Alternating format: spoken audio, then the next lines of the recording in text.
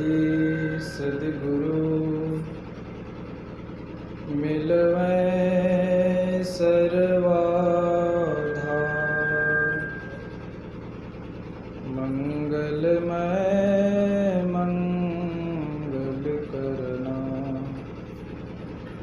विनवा बारंबार। धन्य धन्य सद्गुरु सुखद महिमा कही न जाए। जो कुछ कहूँ तुम्हारी कृपा मोते कछु न बसाए। लोकाभिरामं रंगधीरं राजीवनेत्रं रघुवंशनाथं कारुण्यरूपं करुणाकरन्तं श्रीरामचन्द्रं शरणं प्रपद्ये। वन्दे बोधमयं नित्यं गुरुं शङ्कररूपिणं। यमाश्रितो हि वक्रोऽपि चन्द्रः सर्वत्र वन्दते। जैसो चंदा उगवहीं सूरज चढ़हीं हजार। एते चानन हो दिया गुरु बिनु घोर अंधार। एते चानन हो दिया गुरु बिनु घोर अंधार। सूक्ष्म रूप में विराजमान मुद मंगलमय संत समाज के पावन चरणों में सत सत नमन। मंचासीन पूज्य बाबागण, उपस्थित 10 दिवसीय ध्यान साधना शिविर में पधारे हुए साधक वृंद, धर्म प्रेमी सत्संग प्रेमी सज्जन वृंद, आदरणीय माताओं, भक्तिमती बहनों, प्यारे बच्चों, आदरणीय ग्रामवासियों, नगर निवासियों। आज 10 दिवसीय ध्यान साधना शिविर का 9वां दिन है और हम लोग सत्संग के द्वितीय सत्र में बैठे हुए हैं और विश्व प्रसिद्ध धर्म ग्रंथ श्री रामचरितमानस को हमने सुना।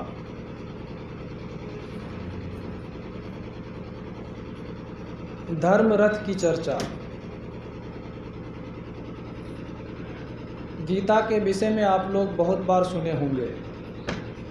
भगवान श्री कृष्ण ने अर्जुन को गीता का उपदेश किया था, गीता ज्ञान दिया था, वो भी कुरुक्षेत्र के मैदान में। दोनों तरफ से जो है सेनाएं लड़ने के लिए तैयार थे, युद्ध के लिए तैयार थे। ऐसे समय में भगवान श्री कृष्ण ने गीता का ज्ञान अर्जुन को दिया था। और अभी जो प्रसंग आपने सुना लंका कांड से, राम और रावण का युद्ध चल रहा था। युद्ध के मैदान में बहुत सारे योद्धा रावण दल के धराशायी हो गए थे। यहाँ तक कि रावण का भाई, रावण का पुत्र सब मारे चले गए थे। अंत में रावण ने देखा कि अब मुझे ही युद्ध करने जाना पड़ेगा। तब जो है रावण अपने रथ पर सवार होकर के आते हैं। रावण को आता हुआ देखा विभीषण जी ने, रावण का ही भाई था जो भगवान को मित्र बना लिया था।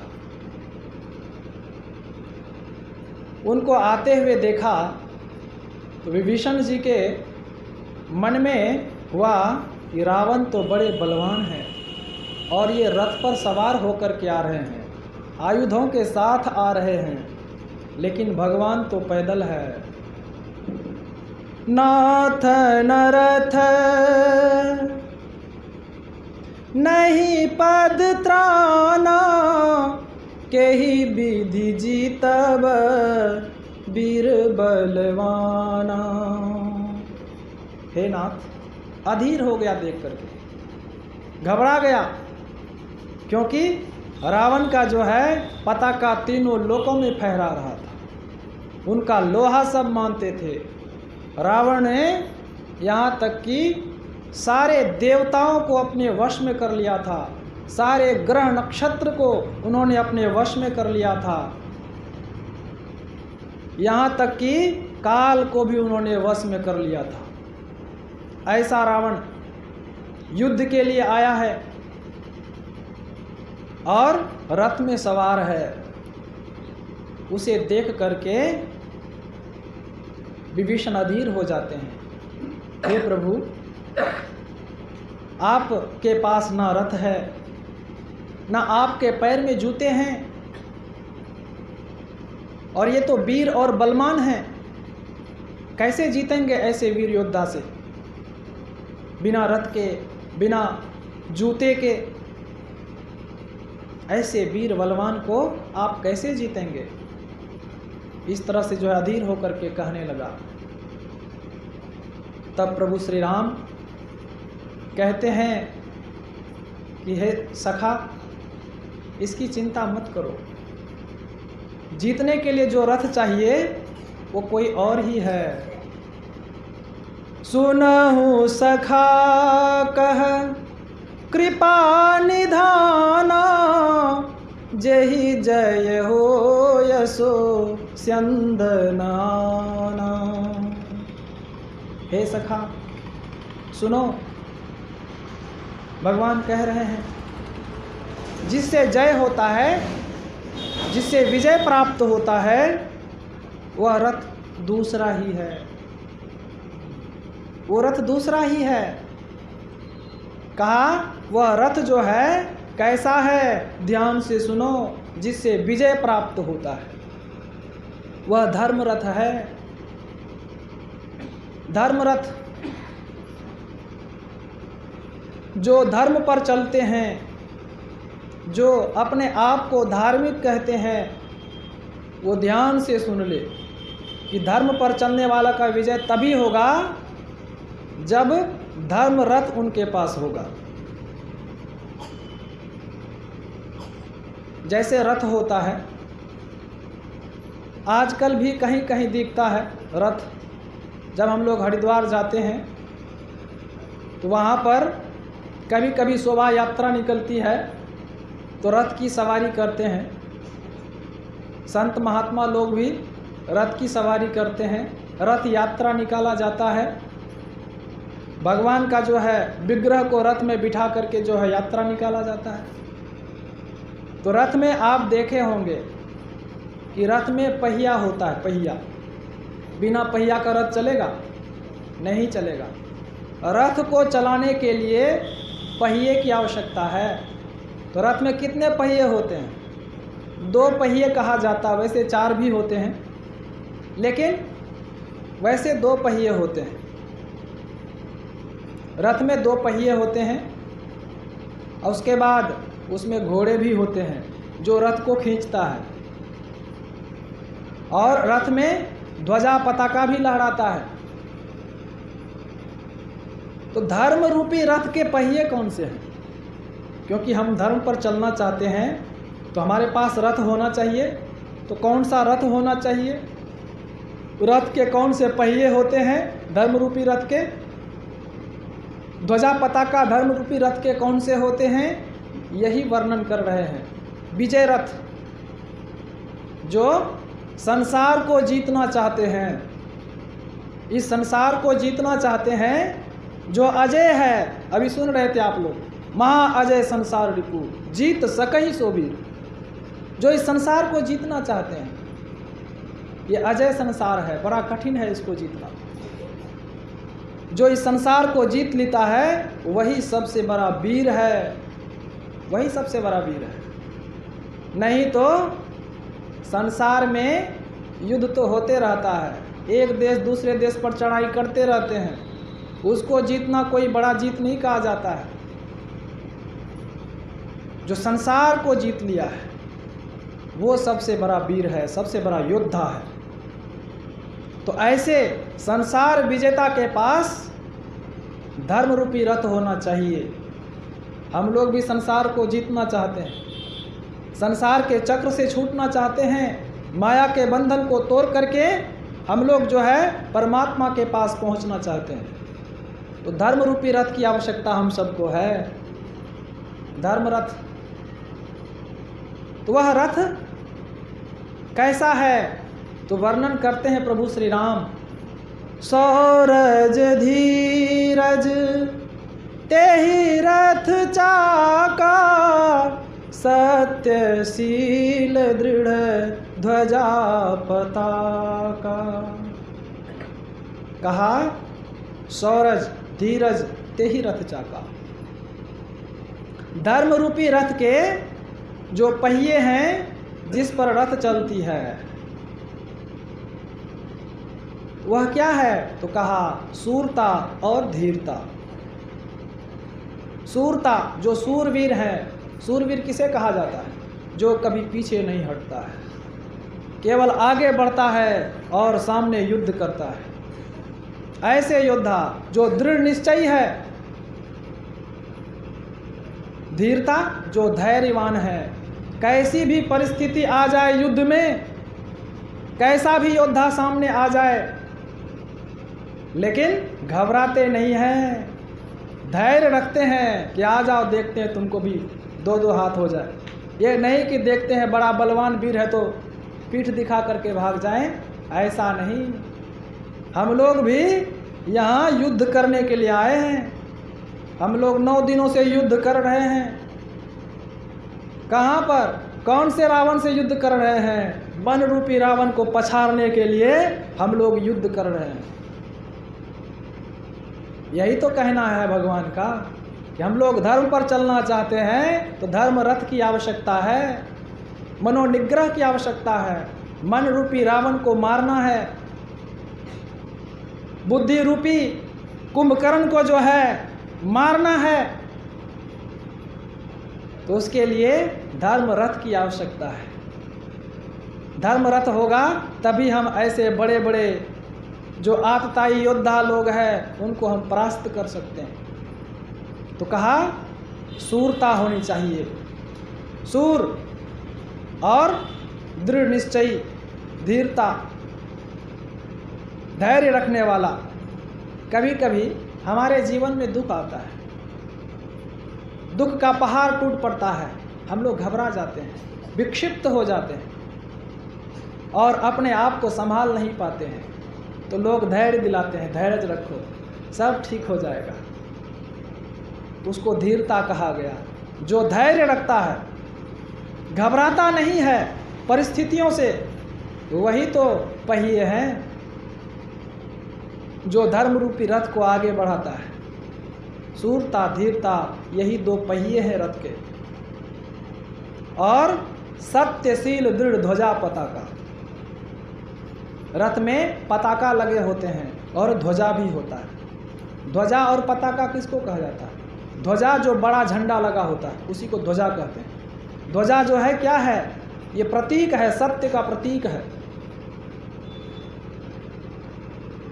जब युद्ध होता है, पहले के समय में युद्ध होता था, तो जो योद्धा लोग होते थे कभी कभी ध्वजा को काट देते थे, अपनी तीर से काट दिया करते थे। तो जो लड़ने वाले होते थे पीछे, सैनिक लोग उनको पता चल जाता था ध्वजा कटना मतलब हमारे स्वामी का जो है काम खत्म हो गया उनका, यानी कि वो लड़ते लड़ते वीर गति को प्राप्त हो गए, इसीलिए झंडा जो है काट दिया गया।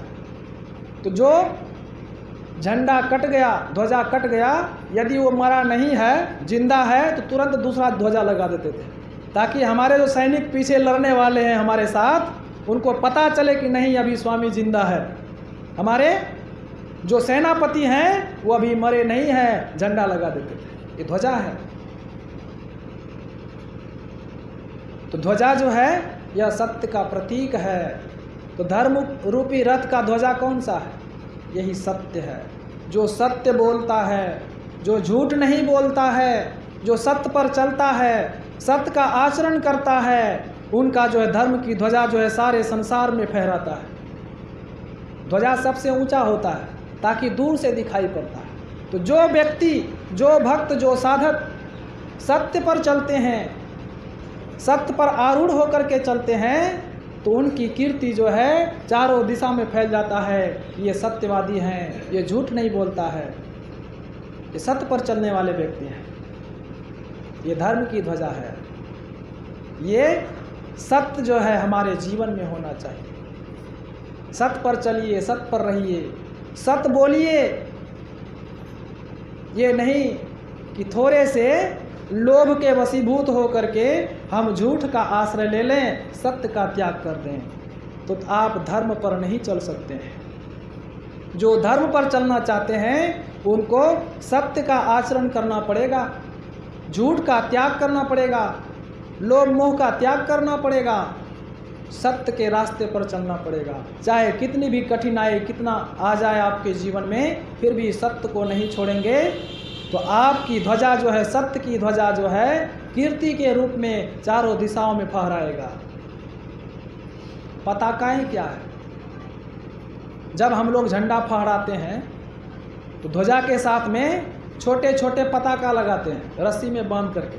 वो क्यों लगाते हैं? तो शोभा को बढ़ाने के लिए। सत्य की शोभा क्या है? सत्य आप बोलते हैं, सत्य पर चलते हैं, लेकिन सत्य के साथ साथ शीलता होनी चाहिए, नम्रता होनी चाहिए।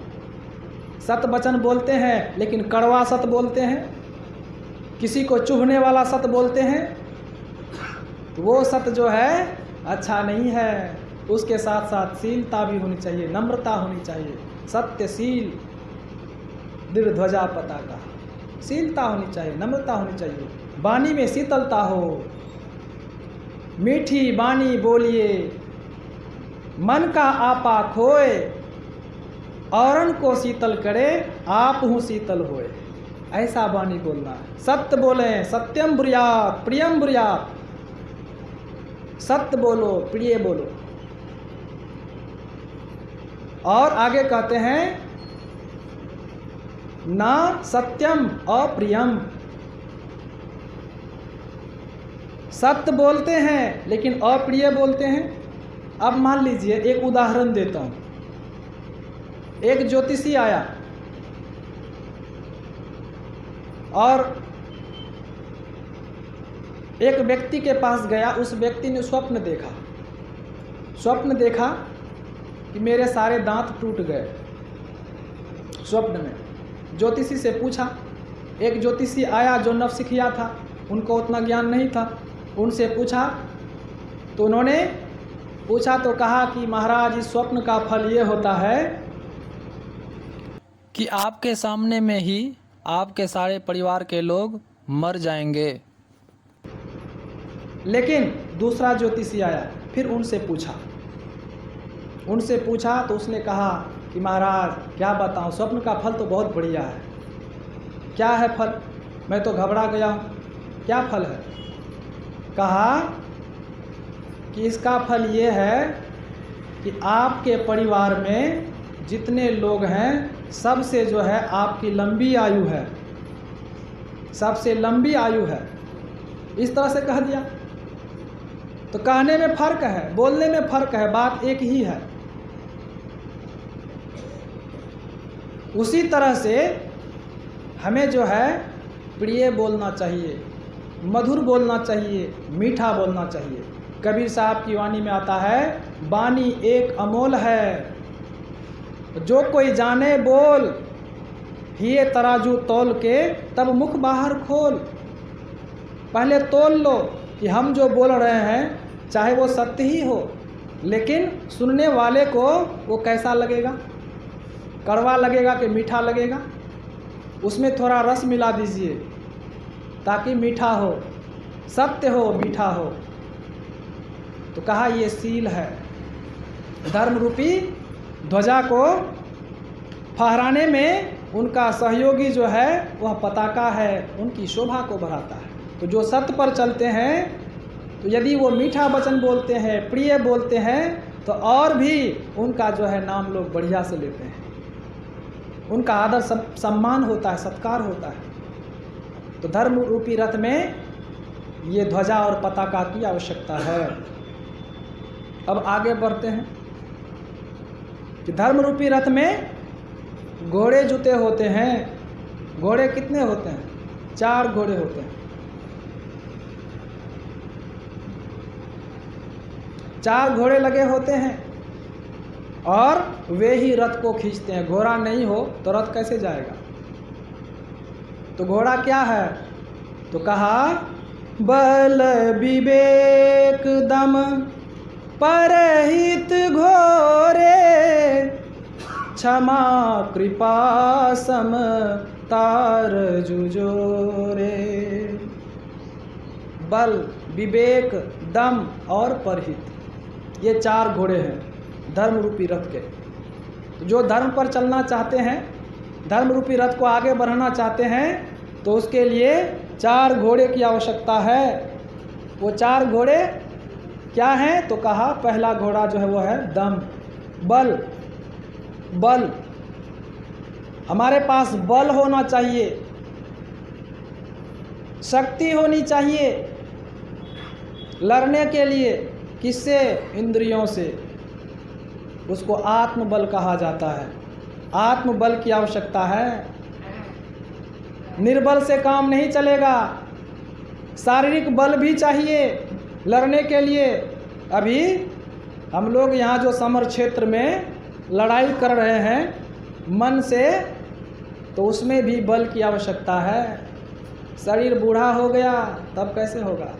बैठ नहीं सकते हैं, कैसे लड़ेंगे, कैसे लड़ाई करेंगे? तो शरीर में बल होना चाहिए। शरीर के साथ साथ आत्मबल भी होना चाहिए। इतने सारे वृद्ध लोग बैठे हैं, इसमें आत्मबल है तभी तो बैठ पा रहे हैं, नहीं तो जवान का हालत पंचर हो जाता है। 1 घंटा बैठ के दिखाए तब पता चलेगा कि कितना बल लगता है, कितना ताकत लगता है। केवल युद्ध के मैदान में बल नहीं लगता है, यहाँ भी बहुत बल लगता है। इंद्रियों का निग्रह करना, इंद्रियों को रोकना, मन को रोकना भागने से, ये बलपूर्वक रोकना पड़ता है। इसके लिए भी बल चाहिए। तो आत्मबल, बल, उसके बाद बहुत ताकत है, मान लीजिए अब बुद्धि विवेक है नहीं, तो बलवान क्या करेगा? वो पछाड़ खा जाएगा। इसीलिए साथ साथ विवेक की आवश्यकता है। विवेक, घोड़े जो है बलवान घोड़े है, लेकिन सिखाया हुआ नहीं है, तब वो तो गड्ढे में लेके जाएगा। तो घोड़े को पहले सिखाते हैं, तब जो है रथ को बढ़िया से खींचता है वो। उसी तरह से हमारी बुद्धि जो है विवेकशीला हो, तब जो है वो सही दिशा की ओर रथ को लेकर के जाएंगे। नहीं तो कभी दाएं कभी बाएं खींचेंगे, गड्ढे में ले जाकर गिरा देंगे। तो धर्म रूपी रथ को आगे बढ़ाने के लिए बल और विवेक हमारे अंदर में होना चाहिए। उसके बाद बल, विवेक, दम। दम मतलब इंद्रियों का दमन करना, इंद्रियों को वश में करना। दम का अर्थ होता है शासन करना। आपके अंदर में वो बल होना चाहिए जिससे आप इंद्रियों का दमन कर सकें।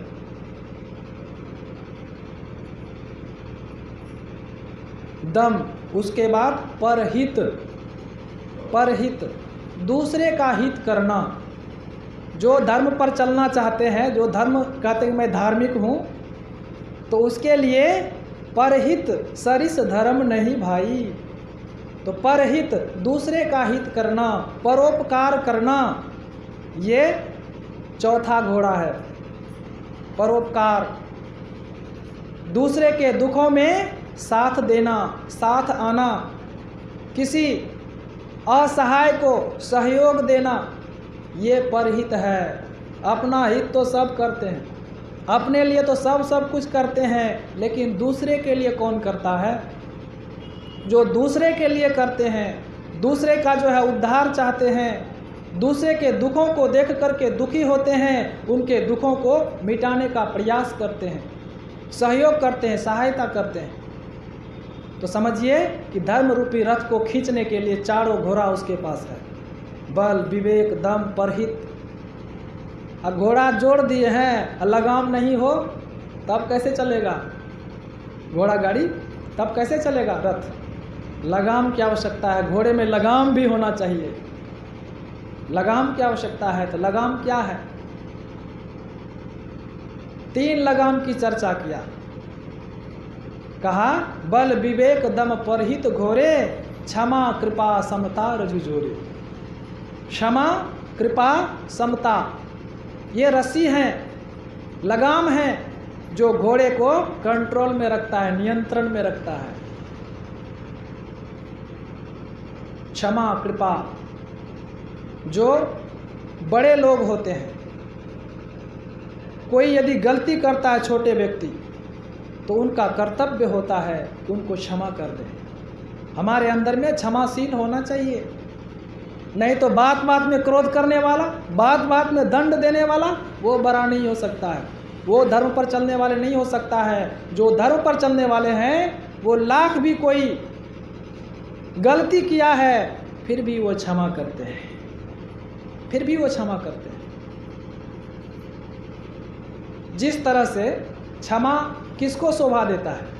क्षमा वर्ण को चाहिए, जो बड़े हैं उनको क्षमाशील होना चाहिए।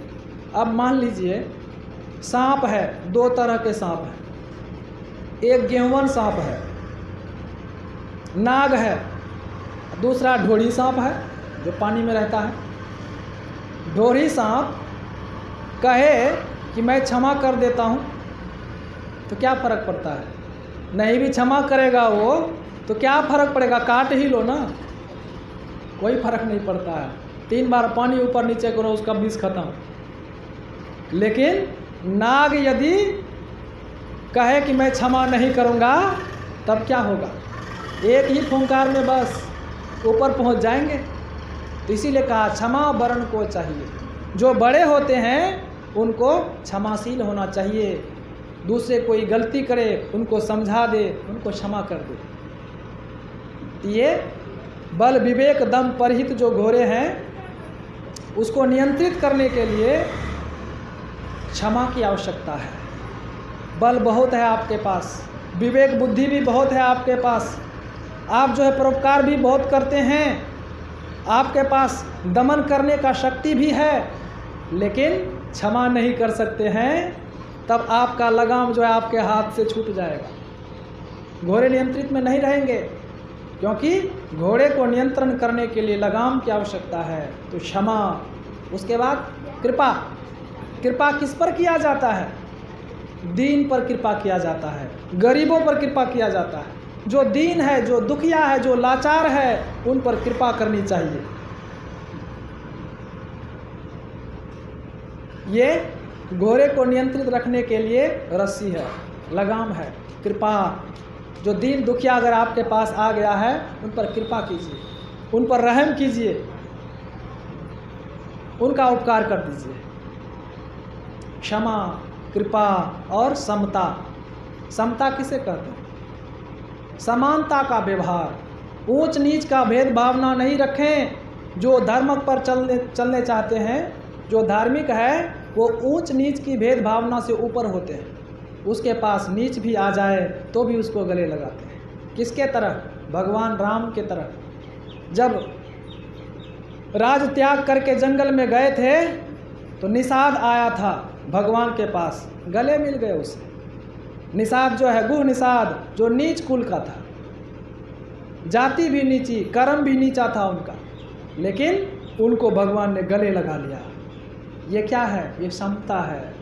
उन्होंने ऊंच नीच के भेदभावना नहीं रखा कि हम तो राजा का पुत्र हैं, ये तो जंगली है, कोल भील है, इसको कैसे गले लगाऊं मैं। लेकिन नहीं, भेदभावना नहीं रखा, समानता का व्यवहार। और यही भेदभावना को हमारे वशिष्ठ जी ने भी मिटा दिया।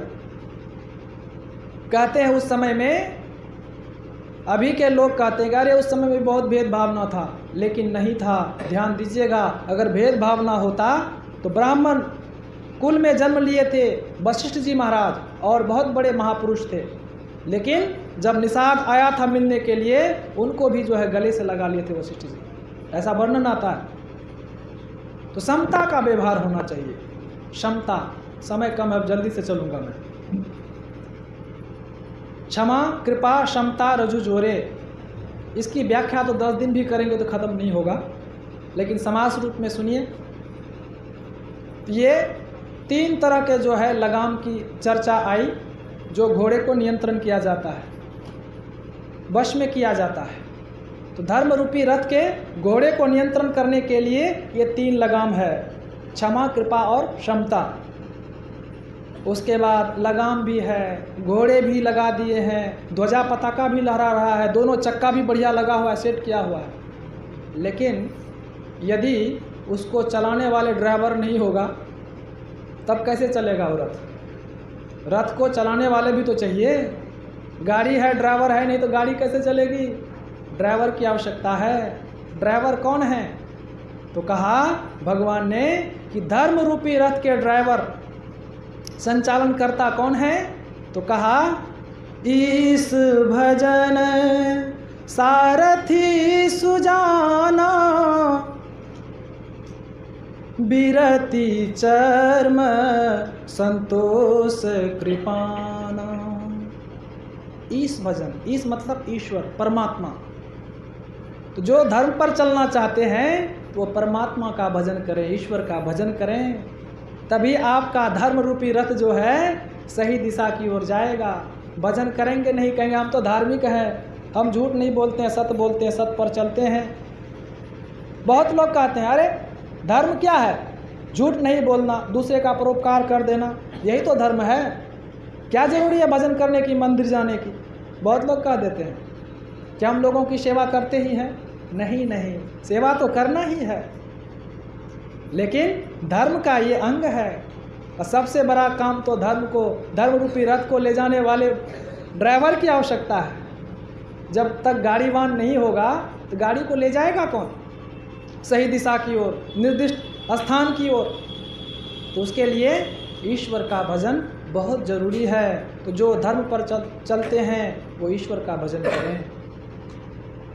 और ईश्वर के भजन के साथ साथ क्या चाहिए? अब लड़ने के लिए जा रहे हैं आप, युद्ध के मैदान में हैं, तो बहुत तरह के दुश्मन भी तो हैं आपसे टक्कर लेने के लिए, आपको पछाड़ने के लिए। आप ईश्वर का भजन तो कर रहे हैं, लेकिन साथ साथ आपके पास ड्राइवर है, ठीक है, लेकिन कभी कभी दुश्मन लोग अटैक कर दे, तब क्या कीजिएगा? उससे बचने के लिए हथियार की आवश्यकता है। तो धर्म रूपी रथ को सही सलामत लेकर के जाने के लिए युद्ध के मैदान में हथियार की आवश्यकता है। तो हथियार क्या है? तो कहा बीरति चर्म संतोष कृपाना। ये नज़दीक के योद्धाओं से लड़ने के लिए, बिल्कुल नज़दीक में आपका दुश्मन आ गया है लड़ने के लिए, तो उसको कैसे आप मारेंगे, कैसे उसको रोकेंगे? तो उसके लिए चाहिए तलवार और कृपान। कृपान तलवार को कहा गया है। बीरति चर्म जिसको ढाल कहा गया है। ढाल और कृपान चाहिए, तलवार और ढाल चाहिए, जिससे आप मार भी सकते हैं और रोक भी सकते हैं। दोनों की आवश्यकता है। अचानक कोई आ गया आपके ऊपर हमला कर दिया, कैसे रोकेंगे? ढाल है, ढाल से रोक लिए उनके वार को। तलवार है, तलवार से उसको मार भी दिए। तो धर्म रूपी रथ में भी ये दोनों की आवश्यकता है। ये ढाल और तलवार क्या है? तो कहा विरति चर्म। हमारे जीवन में विरक्ति होना चाहिए, आसक्ति नहीं। संसार में आसक्ति नहीं होना चाहिए। जो धर्म पर चलते हैं, संसार से विरक्ति होना चाहिए, वैराग्य होना चाहिए। और संतोष, संतोष क्या है? तलवार है। तलवार है ये लोभ को काटने के लिए। लोभ रूपी जो शत्रु आया है आप पर हमला करने के लिए, उसको मारने के लिए जो है ये तलवार जो है संतोष है। संतोष होना चाहिए।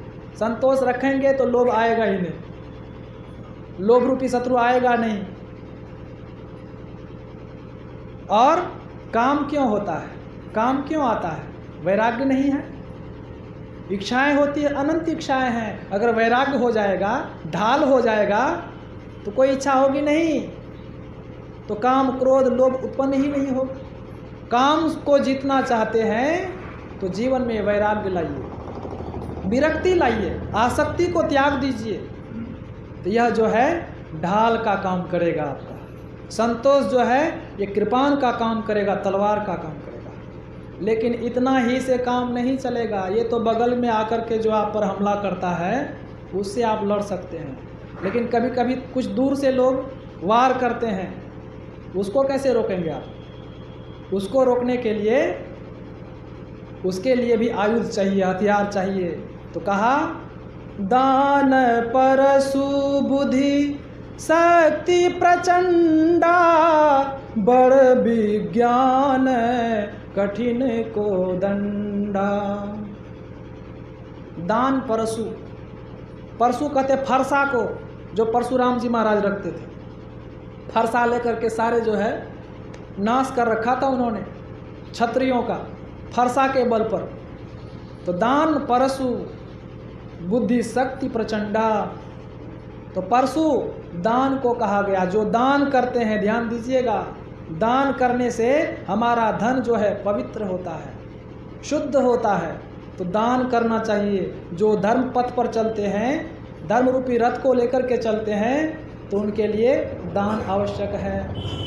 दान करना चाहिए, अपने सामर्थ्य अनुसार कुछ न कुछ दान करना चाहिए। पंजाब में दशांश निकालते हैं, 100 रुपया कमाते हैं तो 10 रुपया जो है दान में लगाते हैं, संतों की सेवा में, गुरुद्वारे में, और भूखे नंगे की सेवा में लगाते हैं, लंगर भंडारा चलाते हैं। तो दान करना चाहिए। ये दान जो है दूर के शत्रु से आपको जो है, जो कुछ दूर में है, 2-4 हाथ दूर में है, 10 हाथ दूर में है, उससे आप लड़ सकते हैं। दान, दान हमारे जीवन में होना चाहिए। जो भक्त है, जो साधक है, दानी, दान की प्रवृत्ति उनके अंदर में होनी चाहिए। दान प्रसु बुद्धि शक्ति प्रचंडा। शक्ति कहते हैं बर्छी को, कभी कभी भाला जिसको हम लोग कहते हैं, भाला में जो है नुकीला होता है, उसमें डंडे लगे होते हैं। कभी कभी दूर के शत्रु को यहीं से मार देते हैं, भाला से घायल हो जाता है। ये क्या है? तीक्ष्ण बुद्धि होनी चाहिए। हमारी बुद्धि बिल्कुल तीक्ष्ण होनी चाहिए। ये भाला का काम करेगा। कभी कभी शत्रु ऐसे चकमा दे देते हैं, उसको भी चकमा देने के लिए हमारे पास जो है तीक्ष्ण बुद्धि की आवश्यकता है। विवेकशील बुद्धि अलग है, यहाँ पर तीक्ष्ण बुद्धि की आवश्यकता है, जिसको कहते हैं प्रेजेंट ऑफ माइंड। तुरंत डिसीजन लेना, क्या करना है, तो वह जो है बर्छी भाला का काम करता है। लेकिन बहुत दूर के शत्रु हैं, उनको कैसे मारेंगे? बहुत दूर से जो वार कर रहा है, तो उसके लिए कहा बर विज्ञान कठिन को दंडा। को दंड कहते हैं धनुष को। बड़ विज्ञान, जो अनुभव ज्ञान है, वही बड़ विज्ञान है। जिन्होंने अनुभव ज्ञान प्राप्त किया है, उनके पास जो है अनुभव होता है। अनुभव के द्वारा जो है परख लेते हैं कि ये हमारा शत्रु है, बहुत दूर से आ रहा है, वहाँ से वार करने वाला है। ये ज्ञान होगा तभी तो, अनुभव ज्ञान होगा तभी तो दूर के शत्रुओं को आप भांप जाएंगे, आप सतर्क हो जाएंगे। तो बर विज्ञान कठिन को दंडा। धर्म रूपी रथ में इसकी भी आवश्यकता है, अनुभव ज्ञान होना चाहिए। जीवन में क्या क्या आपने अनुभव किया है, कैसी कैसी परिस्थिति का सामना किया है, जो सामना किए उनको अनुभव हो गया है, उनको पहले पता चल जाता है कि ये परिस्थिति आने वाली है, क्योंकि पहले वो अनुभव कर चुका है। अनुभव ज्ञान, इनका भी बहुत सारे अर्थ हैं समास रूप में। आगे बढ़ते हैं। उसके बाद धनुष तो है हमारे पास, लेकिन तीर भी तो चाहिए। तीर रखने के लिए तरकस भी तो चाहिए, तभी तो हम शत्रुओं से युद्ध कर पाएंगे। तो धर्म रूपी रथ के योद्धा के पास कौन सा तीर होता है, कौन सा जो है तुनीर होता है जिसमें कि तीर को रखा जाता है। कहा अमल अचल मन त्रोण समाना, संयम नियम सिली मुख नाना। तो कहा अमल अचल मन त्रोण समाना। ध्यान दीजिएगा, अमल मल रहित मन, मन में कोई छल कपट नहीं हो, बिल्कुल पवित्र मन हो, वही जो है तुनीर है, त्रोण है।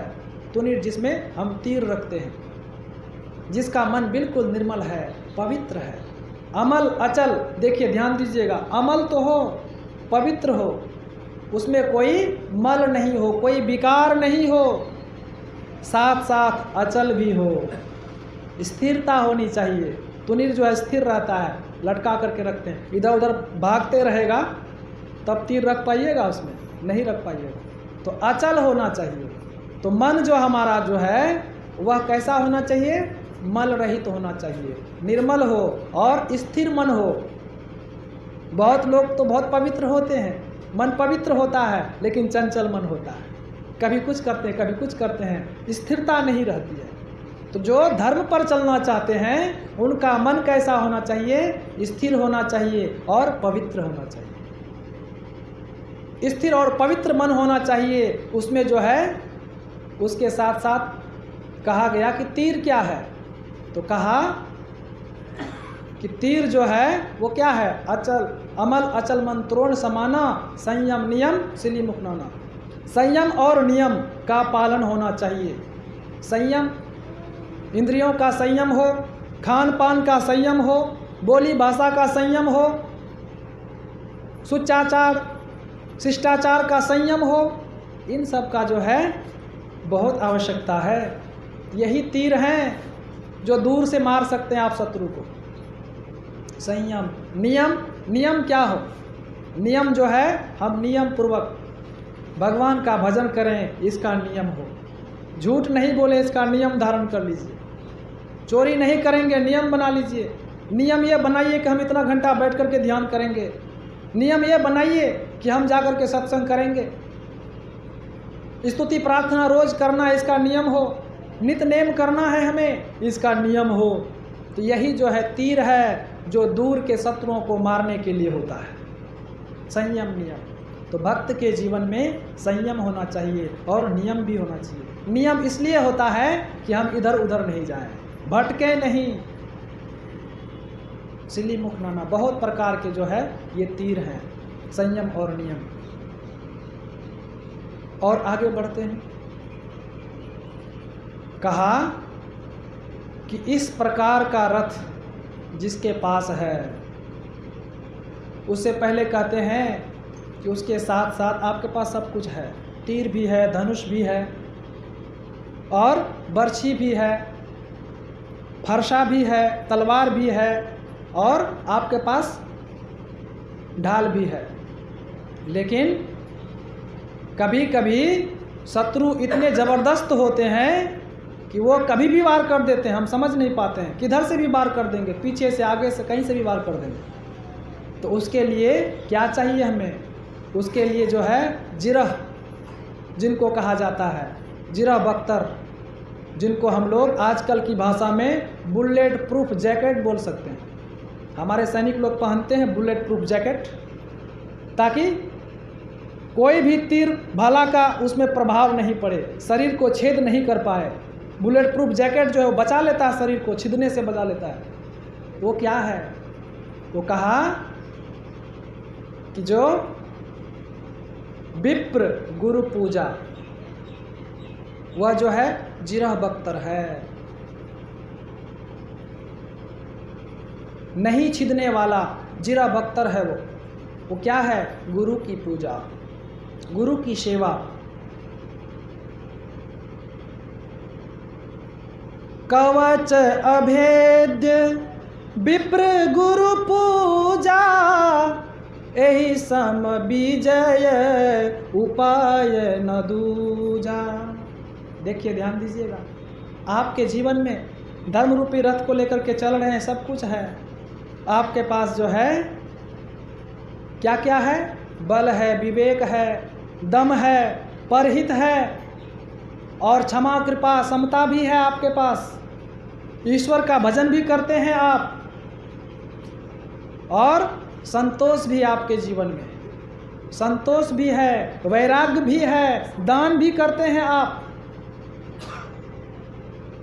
आपके पास तीक्ष्ण बुद्धि भी है, धनुष भी है आपके पास, तीर भी है आपके पास, संयम नियम करते हैं आप। आपका मन पवित्र है, लेकिन जीवन में यदि गुरु नहीं है तब आपको जो है कोई भी छिद्रित कर सकता है, कोई भी विक्षिप्त कर सकता है आपको। इसीलिए कवच अभेद विप्र गुरु पूजा, ब्राह्मणों की पूजा। कौन से ब्राह्मण? विप्र कहते हैं ब्राह्मण को, मैंने पहले भी बताया था। जो वेदज्ञ है, जो वेद का आचरण करता है, जो वेद के ज्ञाता है, जो वेदांत को जानता है और अपने आप को उस पथ पर लेकर के जाता है। ऐसे वेदज्ञ ब्राह्मण की पूजा, जो पवित्रता से रहता है, जो मांस मछली नहीं खाता है, ऐसे ब्राह्मण। नहीं तो आजकल ब्राह्मण लोग सबसे ज़्यादा मछुआ बना हुआ है, वही खाते पीते हैं, मछली पकड़ते हैं। देखिए, तालाब बना रखा है घर के आगे में, जहाँ ब्राह्मणों का गांव देखिएगा, बड़े बड़े तालाब बना रखे हैं, मछलियाँ पकड़ते हैं, जाल लेकर के जाते हैं। यही ब्राह्मणों का काम है, यही ब्राह्मणों का काम है, मछली पकड़ना। वो मछली पकड़ने वाले ब्राह्मण नहीं हो सकते, वो तो मछुआई होंगे, गोढ़ी ही होगा। बाबा आप गुस्सा नहीं कीजिएगा। तो इस तरह के जो ब्राह्मण हैं, जिन्होंने ब्राह्मण कुल में जन्म लिया है और वेद के अनुसार आचरण रखता है, ऐसे विप्र की पूजा करना चाहिए, जो कवच का काम करता है, कवच। और जो गुरु की पूजा करते हैं, गुरु की सेवा करते हैं, जिन्होंने गुरु धारण कर लिया है, समझो कि कवच धारण कर लिया है, कवच धारण कर लिया है उन्होंने, उनकी रक्षा गुरु करते हैं। गुरु जो है हमेशा जो है अपने शिष्य की रक्षा करते हैं। इसीलिए कहा कवच अभेद विप्र गुरु पूजा, यही सम विजय उपाय न दूजा। इसके समान कोई और उपाय नहीं है इस संसार को जीतने के लिए। जिनके पास ये सारे आयुध है, महा अजय संसार रिपु, जीत सकहि सो वीर, असरथ जाके होई दृढ़, सुनहु सखा मति धीर। ऐसा रथ जिनके पास है, वो जो है मति धीर है, वही जो है इस अजय संसार को जीत सकता है, वही जीतता है। जो भगवान रथ के विषय में बतलाया, और जो है तब जो है विभीषण जी को सांत्वना मिली। फिर जो है तब तक में रावण आ जाता है और घमासान युद्ध होता है। अंत में जो है राम की विजय होती है, क्योंकि राम के पास धर्म था, रावण के पास अधर्म था। तो जो धर्म पर चलते हैं तो वो इन सब आयुधों को लेकर के चलते हैं, इन सब नियमों का पालन करते हैं, तो वो संसार को जीत सकते हैं, संसार पर विजय प्राप्त कर सकते हैं।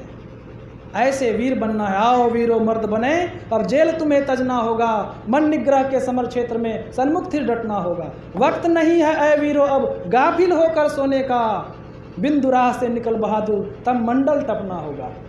अब वक्त नहीं है कि अभी तो बहुत समय पड़ा हुआ है, अभी तो जवान है, वृद्ध हो जाएंगे, बाल बच्चे सब जब काम धंधा खूब करने लग जाएंगे, नाती पोता हो जाएगा, तब जा कर के जो है, तब तो यही भजने नहीं करना है।